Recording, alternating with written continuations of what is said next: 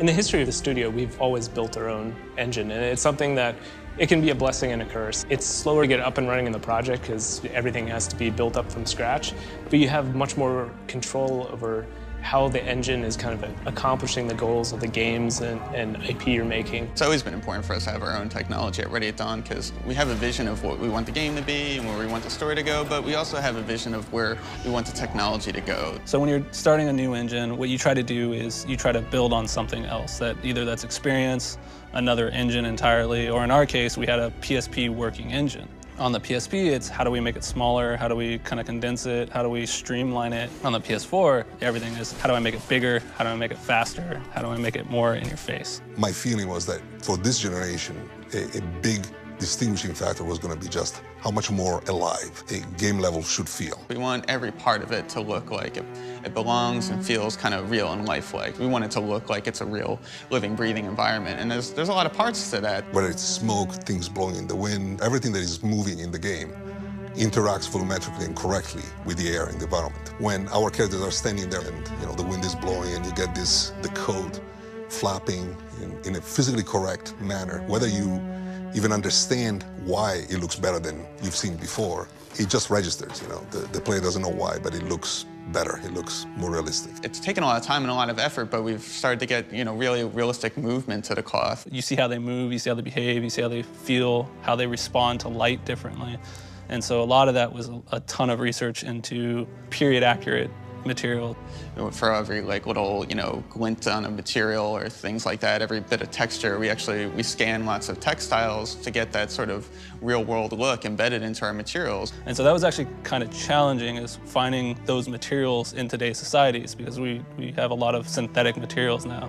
Using a 3D scanning process, we took reams and reams of these kind of historically accurate textiles and digitized them down to sub-millimeter precision, which just has all the imperfections and also artistry that is really hard to kind of simulate from scratch. We actually have specialized cloth shading technology to make it look right and sit well in the scene and make it so that when you see it, it just looks like cloth and it doesn't look like a plastic tarp wrapped around the guy. We really put a huge investment in terms of our material model and the lighting that reveals it. Those two things really go hand in hand. I think over the last 5 years, the industry, both movie industry and the gaming industry, has kind of transitioned into a more physically accurate lighting model. So game lighting tends to be very kind of forward diffuse lighting versus kind of glancing and getting the variation in wetness, in sheen, in material properties. So instead of having full-on direct lights that just illuminate the full face of a character, you have glancing lights that are catching kind of imperfections and implying form. We've spent a lot of time getting a good volumetric look to our lighting and our fog system so that it creates a kind of mood and atmosphere. The world we're in, especially you have foggy London, fluid and fog and these dense atmospheres and grime and soot are all very difficult anomalies to actually model. Even London today, the fog is a common element. But if you look at the Industrial Revolution, it's like you had fog and you had booming industry, you had soot, you had pollution. It was almost like another character in our world.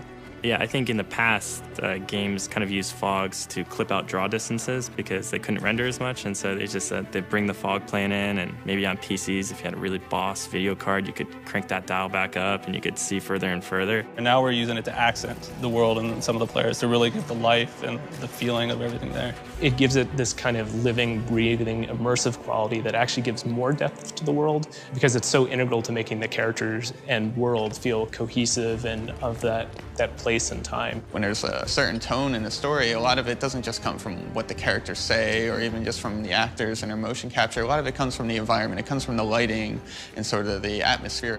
Any one thing seems kind of inconsequential, but as you see the meticulous kind of research and all those little details add up, the overall experience is something that conveys that level of detail. I don't think there's a single element that we're like, well, let's not go there because the hardware's not powerful enough. It was the door was open in any field, and we were like, okay, well, let's try to innovate as many fields as possible. Really, the limit is not the technology anymore. It's certainly not the platform. You can do anything. Like, you can really set out a kind of a blank slate and say, what do we want to do differently? What do we think is really key to this new generation of hardware. Which to the end user and to the game and to the gamer means that we are giving them the best experience that we can. We're giving them the most physics that we can, the most graphics that we can, the most animation and AI work.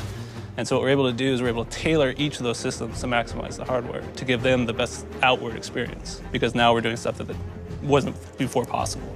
You have a truly cinematic, immersive, experience with characters that you care about, with environments that, blow your mind, that look so painterly and so beautiful and so interesting that you actually want to spend time in that world. Stay vigilant, all of you. We can expect hot work here. Music is an absolutely essential part of the experience in every way. The sound of the game is just as unique as the visual. It has its own identity. PlayStation